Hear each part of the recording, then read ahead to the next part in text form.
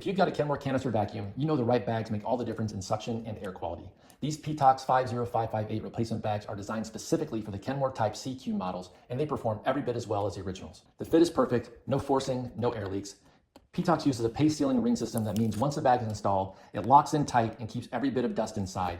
Even when you remove it, that adhesive steel keeps dirt and pet hair from escaping, so you're not breathing it in just as you cleaned it up. These bags use a multi-layer folded design that traps up to 99.97% of particles, down to 0.03 microns. So it catches the fine dust, pet dander, and allergens before they ever hit your air. Because the filter layer resists tearing and clogging, suction stays strong all the way through the fill cycle. You'll actually notice your vacuum feels more powerful with these installed. Each bag holds up to 211 ounces of debris. That's more than enough for several deep cleans before needing to swap. You get 12 bags in a pack, which makes this a really cost-effective way to keep your vacuum running at peak performance.